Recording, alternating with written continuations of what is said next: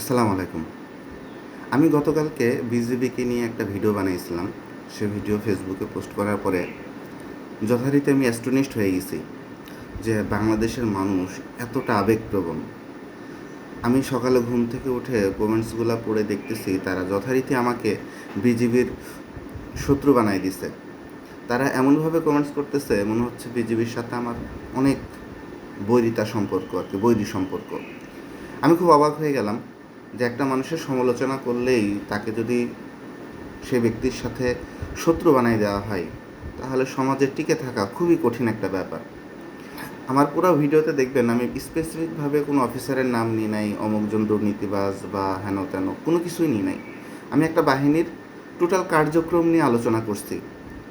বাংলাদেশে যে পরিমাণ বর্ডার কিলিং হয়, বাংলাদেশের মানুষ যে পরিমাণ ভারতীয় বিএসএফের হাতে হত্যার শিকার হচ্ছে, যে পরিমাণ মাদক মায়ানমার থেকে ভারত থেকে বাংলাদেশে আসতেছে, যে পরিমাণ বাংলাদেশের যুব সমাজ মাদকের ভয়াল থাবাতে নষ্ট হয়ে যাচ্ছে, এ বিষয়ে কনসার্ন হয়ে আমি কিছু কথা বলছি যে তাদের ব্যর্থতা নিয়ে, তারা বর্ডারে খুব একটা অ্যাক্টিভ না।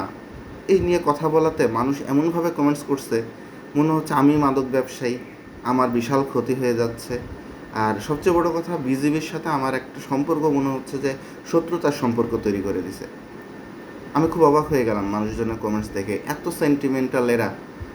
আরে ভাই, মিডিয়াতে যখন কোনো হত্যাকাণ্ড নিয়ে আলোচনা শুরু হয়, খুব নিউজ কাভারিং হয়, তখন তো আপনাদের একবার দরদ উদলাই পড়ে।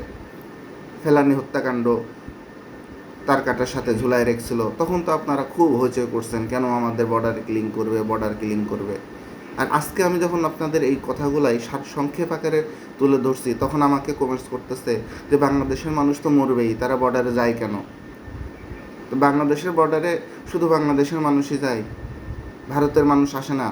অবৈধ লেনদেন করতে, অবৈধ ব্যবসা করতে বাংলাদেশের মানুষ শুধু ভারতের গ্রামে ঢুকে এই গরু নিয়ে চলে আসতেছে, এগুলো বিজিবি দেখতে পায় না? মানে এদেরকে কোনো হেল্প করে না ভারতের নাগরিকরা? কয়দিন নিউজ দেখলেন যে ভারতের মানুষের গুলিতে, ভারতীয় বিএসএফের গুলিতে বাংলাদেশেরও মরছে, ভারতের নাগরিকও মারা গেছে? আপনাদের মানে ব্যবহার দেখে আমি পুরো অ্যাস্টোনিশড হয়ে গেছি, অবাক হয়ে গেছি। আমি তো জাস্ট সমালোচনা করছি, তাই না? তো সমালোচনা করা মানে কি শত্রু হয়ে যাওয়া? আমি তো আর একটা ভিডিও তো পুলিশকে নিয়ে সমালোচনা করছি, কই পুলিশকে নিয়ে তো আমাকে কোনো বাজে মন্তব্য করেন নাই। মানে দেশের ভিতরে আছেন তো সবসময় পুলিশের প্যাদানি খাচ্ছেন, রাস্তাঘাটে পুলিশের দ্বারা হ্যাসেল হচ্ছেন, এজন্য এটা গায়ে বাড়তেছে না। ভাই, বিজিবির সাথে আমার কোনো পার্সোনালি কোনো দ্বন্দ্ব নাই তো। আমি তো একটা ছোটো মানুষ, আমার এখানে দ্বন্দ্ব থাকার কারণও নাই। আমি শুধুমাত্র কথাগুলো বলছি যে বাংলাদেশে প্রচুর পরিমাণে, আপনার বিলিভ করতে পারবেন না, বাংলাদেশে মানে ছড়ানো ছিটানো মানে মাদকের যে কারবার, এটা নিয়ে একটু ক্ষোভ থেকে বলছি। এখানে আপনারা এমনভাবে রিয়্যাক্ট করছেন, এটা আসলে ঠিক না। সমালোচনা করতে হবে গঠনতান্ত্রিকভাবে।